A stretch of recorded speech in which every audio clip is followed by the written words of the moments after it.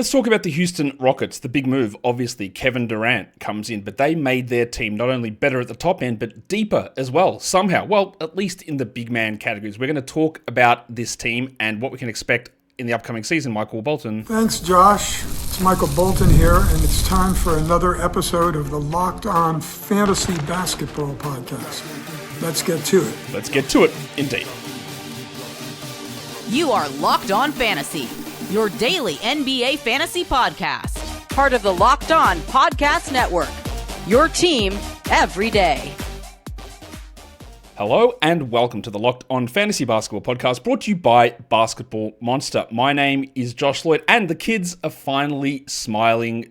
Such joie de vivre.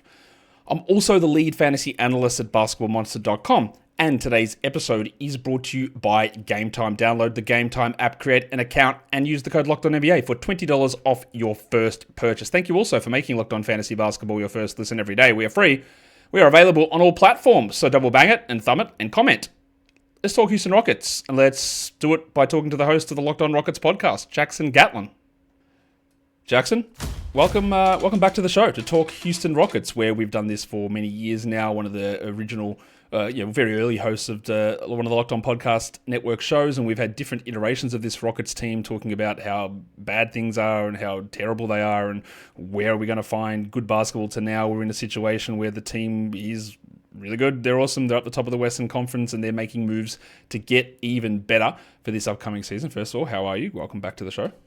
Doing fantastic. Always excited to be here. Always excited to be a part of hanging out with you and Michael Bolton. And it's things are better than ever talking Houston Rockets, at least since I've been covering the team here for Locked On. So it's exciting times indeed. Yeah, it is. And there's a lot happening on this team. And this happens in the NBA and as a direct correlation across the fantasy basketball. As a team gets better, things get squished and things get squeezed, and we have to figure out, well, okay, they've got a lot of good players, because you need a lot of good players, and you need a lot of good rotation guys, you need depth, and you need to be able to cover spots, but that means that people are going to miss out. So we're just going to go straight into the front court, Jackson, because they had an all-star last season. Alperen Şengün was their all-star. He was their center. And then they decided to re-sign Steven Adams, who missed probably half the season last season through to maintenance. And then also they brought in a guy that was a starting center to be their third-string center as well. Oh yeah, and that doesn't even count the fact that maybe Kevin Durant plays small ball center and Jabari Smith plays at center as well. There is just a lot happening. I haven't even talked about Tari Eason. We are talking about 6 guys who legitimately could start for over 2/3 of the NBA. I would say that's a fair way of characterizing these players. And they're not all going to start for Houston. So I guess my initial question here is, and we've seen Ime Udoka do this, we know his fascination with defense. We've seen Alperen Şengün be benched at times in fourth quarters for defensive purposes. We've seen them use the double big, and now Ime has got a tertiary center option. Does this create more of a ceiling on Şengün, or more of an uncertainty, I guess, hey, you did something wrong, get off, because we've got a million other options we can get out there? Not whatsoever, actually. I think the way that they look at this actually is it's them doubling down on the success of the double big lineup from this past season. After finding the success of the double big lineup later in the season, later than they probably would have liked, and how well Alperen Şengün and Steven Adams were able to play with one another, they leaned on that lineup heavily to close out the regular season. And that was their best lineup when those two guys shared the court together against the Golden State Warriors. And you can make the argument that it was just because the Warriors didn't really have the size to counter that lineup, but that double big lineup with Şengün and Adams was dominant against whoever they played against. And so I think the way to look at this is Alperen Şengün is very much still a big part of this team's future. They're still very bought in on him. And this isn't a way to look at it and say, oh, well, Şengün had these moments or whatever. He's actually improved considerably as a defender. And one of the reasons that the double big lineup works so well is because of Şengün's versatility in being able to fly around the floor in that kind of weird, bizarro 2-3 zone that starts as a 2-3 zone, and then they start scrambling and chasing guys around it. It only works because you have Adams anchoring the middle, but you have Şengün capable of holding down his quadrant of the floor, but also at times having to be switched out on perimeter guys, having to chase Steph Curry around a little bit on the wings. And so I think that the reason you saw the addition of Clint Capella in particular is because this Rockets team understands that Steven Adams isn't going to play all 82 games. They still need to load manage him. He's still rehabilitating. He's talked about the fact that injury, the rehabilitation process is like a 1 to 2 year process. And we just completed year 1 of that process, right? Or like year 1.5, I guess. And so there's going to be games that Steven Adams misses. And now you have Clint Capella, who is still, like you said, right, a starting caliber big for many of the teams in the NBA. And they have a different version of that double big lineup that they can trot out there situationally, where now you have a guy like Clint Capella who provides some vertical spacing offensively. He's a lob threat that you can pair with Alperen Şengün. So maybe you get Şengün on the short roll. You have Clint Capella in the dunker spot. There's a lot of interesting lineup permutations that you can run with those two guys in particular. I don't think that this additional depth should be viewed as like an indictment on their belief or anything in Alperen Şengün. They're very much still bought in on his presence in this team. All it is them loading up this roster, because we've learned that depth is all too important in today's NBA. Two of the teams that made it to the finals, the Pacers and Thunder, two of the deepest teams in the NBA. And with the additions that the Rockets made this offseason, not only did they swing a blockbuster trade for KD, they also added a bunch of really good depth pieces to where you can make an argument that they're one of now the deepest teams in the entire association. Yeah, I'd say they're probably... It's either them or the Thunder as the two deepest teams. Like, their team is ridiculous. Like, their 14th guy is probably Jeff Green, who you don't want playing every night, but if you have to chuck Jeff Green out there for 15 minutes, you feel all right. Like, I feel better about that than I do about starting Luka Garza in games, which Boston may have to deal with. Like, and that's the 14th guy on this team. So you're right. They're in that situation. Now, Şengün only played 32 minutes a game last season. My question again about Şengün, I think that not necessarily that it means that he's going to be put into a tiny role or anything like that. I think that it would be hard to see Şengün, who played 33 minutes the year before and went down by a minute a game last season. I think that he might push even 1 minute fuel, because something weird has happened with him over the last season. What happened to the shooting? Why couldn't he finish at the rim? What happened to the paint numbers? What happened? Like, everything just it just disappeared. Trust me, big talking point amongst Rockets fans all season long. Look, had Şengün had similar offensive numbers to his year 2 or 3 numbers, right? Finishing around the rim, the touch around the rim, the efficiency, he would have been a little bit in the MVP discussion with how good the Rockets actually were, is the crazy thing. Like, that's because he leveled up his defense. You go from a top 10 defense to being a top 5 defense last season. He is the starting 5. He's the anchor of that defense, whether you like it or not, whether it goes against these, conjured up narratives that Şengün is a bad defender, quote unquote. He's not.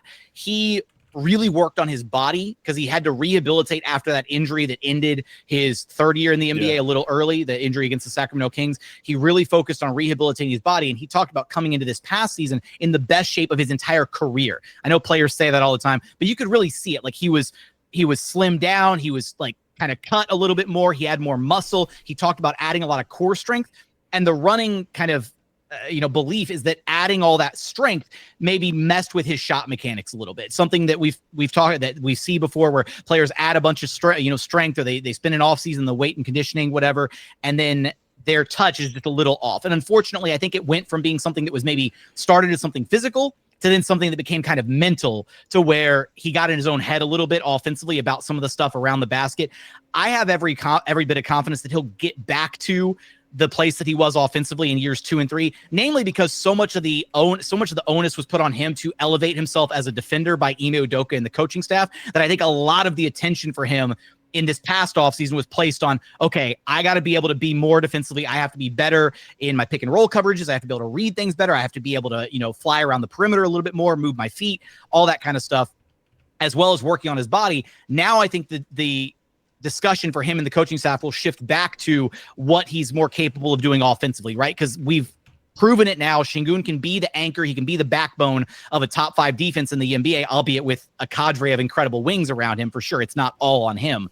But it's really hard to be a top 5 defense with a defensive sieve in the middle. So I think now you shift the focus back to what can he do offensively? How can he continue to improve on that? And regaining the touch around the basket is number 1, and expanding his range and becoming a more consistent outside shooter is step number 2.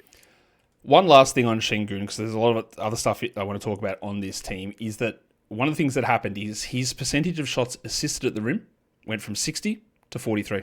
His percentage of shots assisted in the mid-range went from 68 to 54. So basically, instead of getting set up in there, and we saw this with things like Fred VanVleet's assist numbers drop down as well, Şengün was trying to do more of it himself, and it didn't work. Like, in terms of efficiency-wise, it is harder to do it yourself than have it get set up. And if that changes and we get back to him being set up more in those spots rather than self-creation, then those numbers can come back up, because there's a really easy linear correlation to find between those numbers. I don't know whether that is the reason necessarily as to why it dropped, but it would make sense that it would be. So if that gets back and he's in a situation where he's not trying to do more of it himself because he's got Kevin Durant around him now, that maybe we get some of that efficiency back. I will just quickly ask on the front court before we get into some other stuff okay, they're going to play double bigs and they've got the extra guy for the double big now. So the guy that's their starting power forward, what the hell does that mean for Jabari Smith Jr.? Because I can't even talk about where Tari Eason fits or Kevin Durant's best positions for. So what does Jabari Smith do? Because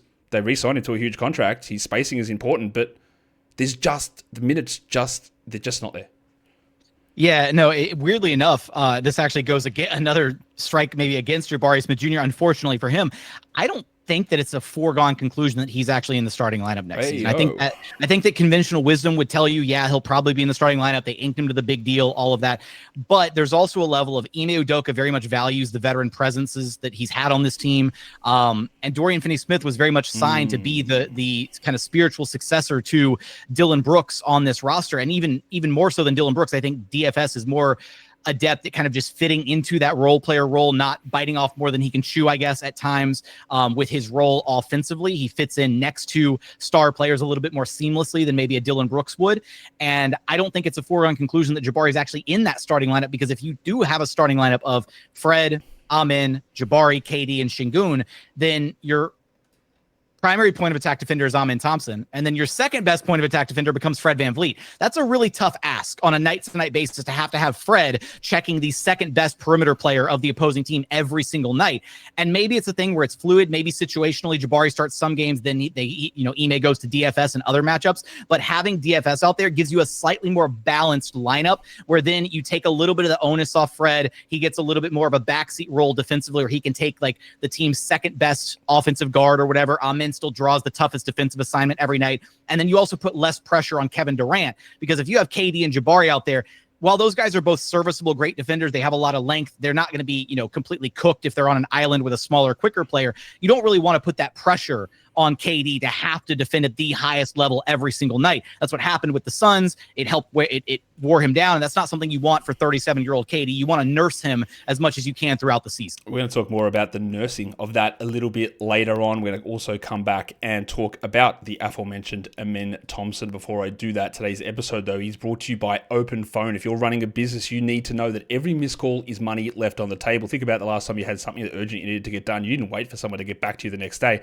You just moved on to the next one. And with Open Phone, you will make sure you do not miss those leads. They've got the AI agent that handles after hours calls, answers common questions, and captures leads, plus the shared inbox. So anyone in your team can jump on any sort of conversation, pick it up, run with it, so you never miss those customers. Open Phone lets you manage those business calls and texts all from a single app on your phone or on your computer. Open Phone is offering listeners 20% off your first 6 months at openphone.com/lockedonnba. That is openphone.com/lockedonnba. And if you have any existing numbers with another service, Open Phone will port them over at no extra charge. Open Phone. No missed calls, no missed customers. All right, so that brings us to talking about Amen Thompson, who last season, it was, we've had many discussions about Amen Thompson in person and on shows in the past, and talking about the absolutely elite level athleticism and upside for him. Last season, it was a little iffy at first, because he was playing this sort of weird bench role, 24 minutes some nights, 26 some nights, 22 some nights, and it wasn't really happening. And then Jabari Smith got hurt. And then it was done. Like, it was over. He was playing 40 minutes a night. He was playing every position under the sun, and he would play point guard. He'd replace Fred VanVleet when he was hurt. He'd replace Jalen Green. He'd replace centers. He was doing everything that you could possibly imagine. Now, obviously, some of the guys from this team are no longer on this team anymore, with Jalen Green and Dillon Brooks gone. So the conventional, the easy wisdom, and there's no problem with this saying this, like, Amen Thompson's locked in as a starter. But the role where he replaced a power forward last season, and now he's ostensibly replacing Jalen Green, and Jalen Green's team leading usage, and Jalen Green's shooting, and Jalen Green's scoring, and Dillon Brooks' defense, so to speak. Yeah, obviously Kevin Durant is doing a lot of this stuff as well. But the role that Amen Thompson played, where he was a backup point guard, a backup power forward, a do-it-all wing, like, how are we viewing that differently for him this season? I think that, first off, just really quickly to address kind of the weirdness of the start of last season, right? It just sucked because on a per minute basis, Amen Thompson's impact cannot be overstated, Yeah, understated. I forget. Yeah, whatever. He's an incredibly impactful player when he's on the court. He just makes things happen at a very high level. And what sucked about him coming off the bench is he kind of had that artificial cap on his minutes per game because, you know, if you're coming off the bench, you're probably not going to play those first 5 or 6 minutes. And then it's really tough to play a player for the next 30 minutes of the available 36 minutes, 40 minutes of a game or whatever. And so it was really tough for Ime to balance it. There were some games where Amen Thompson would play, like he'd check into the game and he'd play like the straight 18 minutes to close the first half because he was just too good and you couldn't take him out of the game. So yeah, he gets subbed into the starting lineup with Jabari's injury, and you know, no looking back, he is now a de facto part of the starting lineup moving forward. I think that his role has been a lot of whatever the Rockets have needed of him, you know, in the past so far through these first 2 years. You know, Alperen Şengün gets injured in his rookie season. He steps into the starting lineup and he starts playing the 5. Basically, he's setting screens, he's rolling, he's, you know, doing all the things that a 5 would do offensively. Last year, he steps in as the, you know, backup point guard or subbing in for Fred VanVleet when he was injured as, you know, as a primary ball handler. I think that his role, he's clearly going to take over a lot of the offensive touches from Jalen Green. And I think we saw this brewing ever so slightly this past season, right? The Rockets and Ime Udoka slowly started entrusting Amen Thompson with more and more on-ball responsibility throughout this past season. Now, it wasn't like anything drastic, like clearly like Jalen Green and Fred VanVleet were still the lead ball handlers. Alperen Şengün still got his fair amount of touches, but Amen Thompson started creeping up as the season wore along. And then there was that stretch of 16 games where Fred VanVleet was injured, where the Rockets really had to rely on Jalen Green as their primary initiator and then Amen Thompson as the secondary playmaker on the roster. It was really that stretch that I think kind of opened people's eyes to say, okay, Amen is, you know, it's not going to be perfect, but he's ready for this role, or he's ready for a bigger slice of the pie offensively. There's still some question marks. It still looks a little funky at times, especially in the half court with him handling the rock and trying to distribute to his teammates. But I think the bigger thing here is now that there's a clearly defined hierarchy on this Rockets team, something that they were sorely missing for the past 2 years, right? You know, Sengun has been their best player, but the whole, you know, sometimes you, sometimes me, always us mantra that they had, where on any given night it could be Sengun, or it could have been Jalen or Amen or Dylan or Fred. It was really hard to figure out who your best guy was on any given night. There wasn't really a clearly defined hierarchy. Now it's KD is number 1.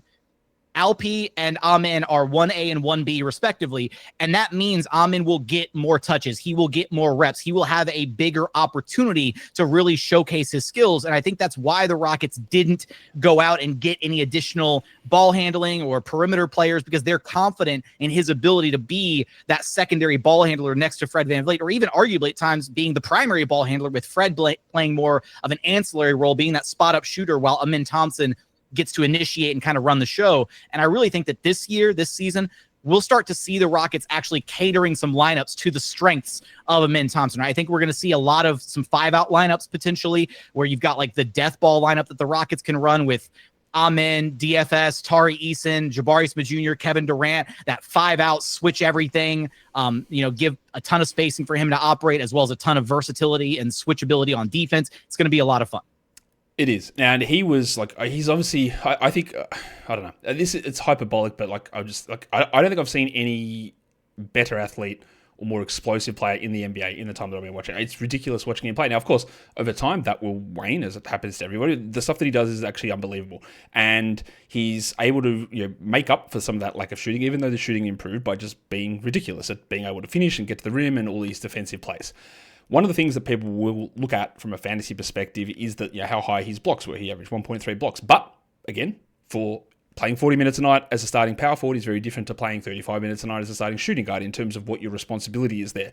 So I can see some of that defensive stuff, not that he's going to be bad at it, but like he doesn't protect the rim as much and he works more as a perimeter on-ball defender, which sort of changes the mix of that sort of stuff. But he is a guy, Jackson, again, where you can put him wherever you want. Can I counter that point, actually? Go ahead. Is that okay? Go ahead. Just because when he did enter the starting lineup, I know he entered the starting lineup in place of Jabari Smith Jr., but oftentimes from a schematic perspective, Dylan Brooks would often be the guy guarding the 4s of the opposing team, right?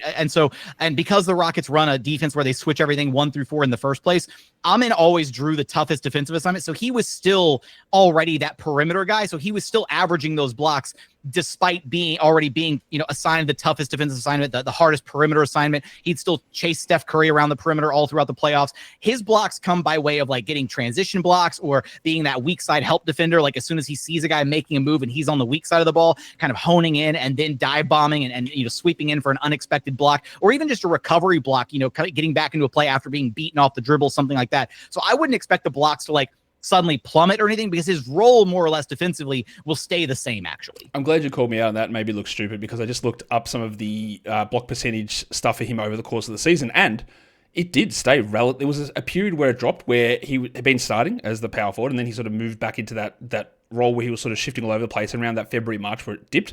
But towards the end of the season, it went back up to those same levels, like 4% block rate, when he was not playing necessarily in place of Jabari Smith. So you're right. There you go. Thank you for correcting me, because we like to have the data. We like to, because the narrative would seem like that makes sense to me, but I looked it up and it was wrong. So thank you for that. I appreciate being corrected, because there's nothing more fun than watching Amen Thompson. Honestly, there's if he could shoot, he'd be one of the best players of all time. But we'll see where that goes. I'm excited to see where it goes, and now I'm excited to talk about, well, not only Game Time, but talk about Kevin Durant when we come back. But today's episode is brought to you by Game Time. Have you ever decided at the last minute to head to a ball game with friends or family? Maybe you're going to the formerly named Minute Maid Park to watch the Astros. Maybe you're taking some lids of trash cans down there. I don't know. Whatever you need to do, you get down there. Game Time has the tickets, and the closer you get to the start of the game, the cheaper the prices get. And the more money you save on tickets, the more you can splurge on food, drinks, merch, or even invite a bigger group to come with you. Game Time makes buying tickets fast and simple, and the price on the app actually drop the closer you get to first pitch, with their incredible last-minute deals, clear seat views, and a lowest price guarantee that takes the worry out of buying. Game Time is the official ticketing partner of Locked On MLB, which makes it easier to browse the app for those tickets for an upcoming MLB game. Maybe you want to see Carlos Correa back home in Houston for one of the games the Astros are playing here down the stretch. Take the guesswork out of buying tickets with Game Time. Download the Game Time app, create an account, and use the code LOCKEDONNBA for $20 off your first purchase. Terms apply. Again, create the account and redeem the code LOCKEDONNBA for $20 off. Download the Game Time app today. Last minute tickets, lowest price guaranteed. All right. I like doing these Game Time ads with the baseball stuff, because I can just flex a little bit of ball knowledge on people, Jackson. just chuck a little bit of Carlos Correa references in there. Maybe you want to check. I'll give you a little bit of ball knowledge. It's called the Ice Box now. It was the Juice Box when it was Minute Maid Park. Now it's the Ice Box. Yeah, it is. Minute Maid's funnier, but Daikон's not bad. As I look up at my Daikon split system in the room above me, but it's going from Minute Maid, an iconic name, to the Icebox is actually a goated transition, because you really screw it up, like the way that Heinz Field for the Steelers. What are they? Some sort of random insurance Accusure or something. Like it's garbage. Daikon, goated.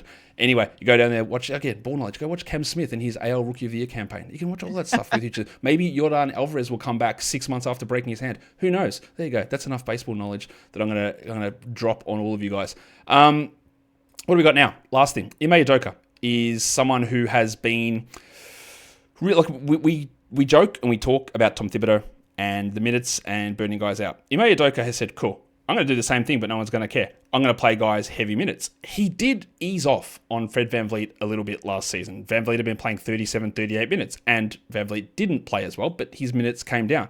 One of the things that I thought would happen with Kevin Durant last season under notorious minute manager Mike Budenholzer is that Durant would start to play 33 minutes. They'd preserve him, but that didn't happen either. Durant played, like you said before, like a ton of minutes, and he's a million years old. So Ime Udoka has, as we've discussed, one of the deepest teams in the NBA now. He has old players in Kevin Durant and Fred VanVleet, who are, and obviously Steven Adams, but like Kevin Durant is 37 years of age. What are we looking at here? How does Udoka handle these depth roles? Is Durant one of these players that's like, don't worry about me, I'm just playing? I don't know why he would say that, considering he's injured every year, but like he's going to go out and play these minutes? Or does Udoka say, no, Kevin, like we've got the guys, we've got the horses, we've detailed 7 starting caliber power forward / centers on this team. Does Durant play the 37 minutes, or do they actually keep him in check like a 34 around where they pulled VanVleet back to last season, which obviously led to this team having way more success? You know, one thing that's really funny when you wind up talking to like different coaches and agents and stuff around the league is that like the whole load managing stuff, a lot of that comes from the team side of things, right? They're worried about players players want to play. Like players want to play every single game. It's really hard to keep these guys off the floor. And I think that gets lost in translation a lot when people are like, oh, why is this star resting? And why are they doing it? If KD could, he'd play every single game, right? He would. And I think that's going to be maybe an ensuing little bit of a battle, that the Rockets are going to have to, coax out of KD, be like, look, we want to get you down to 34, 35 minutes a night. We want you to rest some of these back-to-backs against we don't need you to play the second half of back-to-back against the Hornets or the Wizards or stuff like that. And I think they know that because, Rafael Stone, Rockets general manager, was being very transparent about it the other day when talking about Kevin and how, they'll manage things on a, game by game basis. And they're not really, I don't think they're expecting to get 82 games out of Kevin Durant, right? I think it'd be ideal if you could get anywhere from 60 plus, if you can get him down to 33, 34, 35 minutes a night, and then maybe you get 65 or 70 games out of him as opposed to fewer than 60. That would be the ideal circumstance. And one of the reasons that I mentioned earlier on in the episode, right, that it's maybe not a foregone conclusion that Jabari Smith Jr. would be in the starting lineup is because if you are bringing Jabari Smith Jr. off the bench normally, then in the games where KD does sit out, then you have a kind of seamless swap to then just plug Jabari Smith Jr. into the starting lineup in place of KD. And I know Jabari isn't KD. I'm not saying that. But skill set wise, the floor spacing, things like that, he gives you some of what you'd miss out on by not having KD. He gives you a little bit of lineup versatility. And the other very interesting element here is I think there's a not insignificant chance, Josh, that in the games that KD does sit, rest, whatnot, we might see the Rockets just start the double big lineup. They might do something strategic where if KD is resting, then they don't rest Steven Adams that game, and then they lean into the idea of Steven Adams in the starting lineup to offset the loss of KD and really leaning into the defense, the offensive rebounding, the second chance opportunities, that kind of thing, which is what we saw the team's identity really become this past season. Because with KD, he elevates the offense. It'll be a lot more efficient. Hopefully the half-court offense isn't as ugly as it was this past year. But the minutes managing is certainly going to have to be a thing. And now that the Rockets have one of the deepest teams in the NBA, hopefully it's something that we see Ime Udoka tap into on a little bit more on a recurring basis. This is how deep this team is, and people would not they would not be happy if I didn't address this when we're talking about the Rockets, because this guy is a huge favorite of fantasy players. But we haven't talked about Tari Eason. You talk about, hey, Jabari Smith might start, or Dorian Finney-Smith might be there. Or, hey, they might start Steven Adams. What about Tari Eason, who on a permanent basis is just a chaos creator? Him and Amen Thompson had that great little bench group going last season.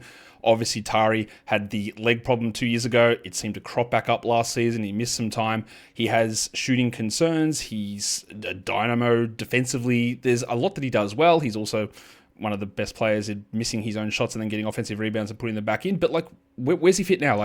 I see, honestly, unless there are injuries, I don't see any way how there is actually upside for his minutes to improve heading into year 4. I don't know how it happens. How does it work? I think it's tough. I think the situation with Tari is going to be difficult because he's probably going to stagnate, unfortunately, right? I don't expect his role to decline or diminish, but I think it's probably going to be about the same, right? Anywhere from 20 to 25 minutes a night. There's going to be some games and some matchups where ideally you want Tari out there for more time because maybe it's a matchup where you want more of the defensive versatility, or there's a matchup where just, other guys are in foul trouble, or just he's, his size, his length, 6'8", that ridiculous wingspan is just a little bit better against a certain type of offensive player that you're trying to slow down. Likewise, there might be some games where Ime Udoka digs really deep in the duffel bag and plays like Josh Okogie because he needs another, quick point of attack, pesky kind of defensive presence to slow down a guard.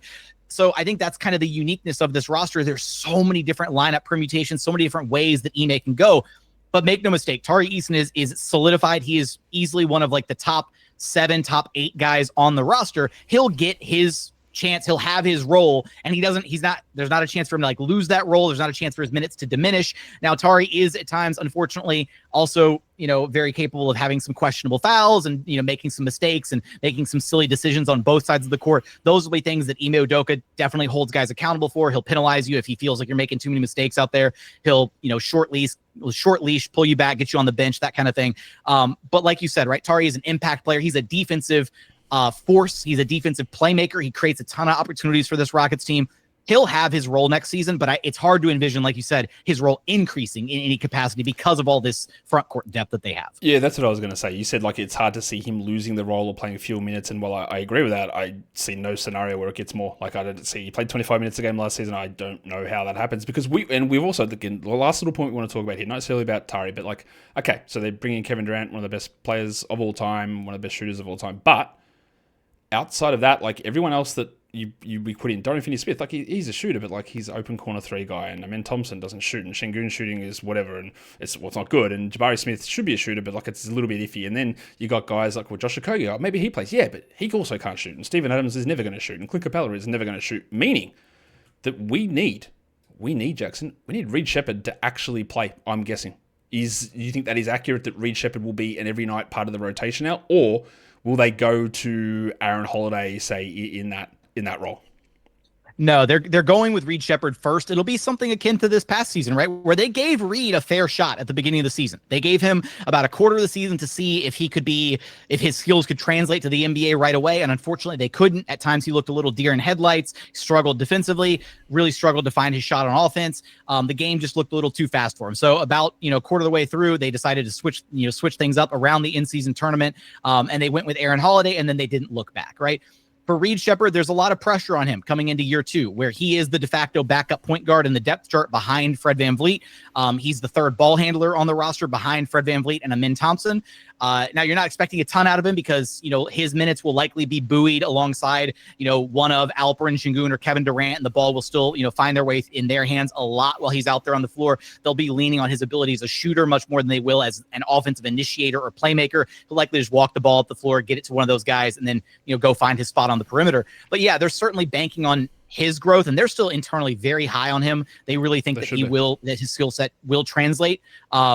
So I think there's reason to believe, reason to have optimism there. I do think that just the additions alone of Kevin Durant, like swapping out Jalen Green's efficiency profile for Kevin Durant's efficiency profile, will elevate this Rockets team from being 12th in offensive rating, despite how bad they were as a shooting team, a bottom 5 shooting team in the NBA. They were still 12th in offensive rating because they made their money all in the offensive glass and getting second and third chance opportunities. And the running joke was, with the Rockets, sometimes it was just better to get any shot up and then go get the offensive rebound and put it back up, as opposed to trying to find like the perfect good first shot. Thankfully now the first shot will generally more oftentimes be pretty good because it's going through Kevin Durant a lot of the time. But the shooting is still, going to be a bit of an Achilles heel for this roster. It'll be interesting to see if other guys maybe have bounce back years. I think Jabari has a chance to still be an above league average shooter. Fred VanVleet, in a much more ancillary role, playing, fourth banana after KD, Sengun, and Amen Thompson, should have a lot less pressure on him to have to create on a night-to-night basis, or maybe pick up some of the slack for a guy like Jalen Green on the nights where he maybe didn't have it going. There was a lot of pressure on Fred to have to be able to deliver as the only perimeter player outside of Jalen Green that could maybe get things going, either in the pick and roll or, being that perimeter scoring threat in the 2-man game with Sengun. So I'm optimistic cautiously at him having a bounce back year shooting the ball as well, getting back to maybe more so the career shooting numbers. But shooting is still a concern for this roster. The last thing I'll leave you with on that front, though, Josh, is Alperen Şengün has shown some shooting touch from beyond the arc. It hasn't translated consistently yet. He's got touch as a big man, and he's been putting in a ton of work on his 3-ball back home in Turkey this offseason. If he can come back next season with even a somewhat reliable 3-point shot where the confidence is there, if he's hitting even 32, 33, 34% consistently, kind of keeping a defense honest, that opens things up considerably in the Rockets starting lineup, because then you go from having 2 legitimate non-shooters in Sengun and Amen Thompson on the scouting report to, okay, maybe we do have to like cheat out a little bit and cover for Alp on the perimeter, because otherwise he will sink some of those threes. I'll say this as a counter to that. I've also seen a million videos of Steven Adams for the last 10 years missing 0 3-pointers in practice, and has he even made one in his career? I don't know. I think he made one of those ridiculous long, like overhead, 3/4 court shots at one point. Oh, those don't count. Come on. I think that's the one that he's made. Last point also on Reed Sheppard. One of the things that was intriguing for him coming out of Kentucky was insane block and steal numbers for a really short guy. Okay, is that fake? I don't know. Then he sort of did it in the NBA. And then he did it in the G League. Then he did it against some league. Like, oh, maybe this is real. So just from a fantasy point of view, keep an eye on Reed, because the steal numbers and block numbers, he does it all the time. Everywhere he's been, he's doing the same thing. So we just keep an eye on that. We also keep an eye on Locked On Rockets, Jackson, because this is a team that is going to be challenging for a top 2 seed to get in the West. They're going to hope to win a playoff series, and they have loaded up in a way that no other team really has in terms of the depth and the strength of their offseason. It is going to be a really, really interesting season. You're going to have it covered for us all over on Locked On Rockets. So thanks again for coming on and talking about this, once again, different iteration of the Houston Rockets. Absolutely. Always a pleasure, Josh. Thanks for having me. They're a really interesting team, the Houston Rockets, and like we said, there are 7 players who could start for teams. Capella, Adams, Şengün, Smith, Durant, Eason, Finney-Smith. They all are either, some of them can play at the 3 a little bit, but they're like, 4s and 5s realistically. Their backcourt is VanVleet, it's Sheppard, it's Amen, who's honestly, Amen's like a 3-4 anyway. So it is an interesting team. They're incredibly deep. Their guard depth is iffy. Their shooting depth is iffy, but there's just so much overwhelming talent, and be aware that there will be guys like Eason will play, and he will play more when guys get hurt, but you need to rely upon that. You need to wait for those scenarios to happen. And we saw it with Amen. They were deep last season. Amen didn't play until someone got hurt, and then he did, and he went off. So we just keep an eye on all of that stuff, and hopefully you keep an eye on all this stuff over here by subscribing, thumbing up, and commenting down below. Guys, we are done here. Thank you so much for listening, everyone. See ya.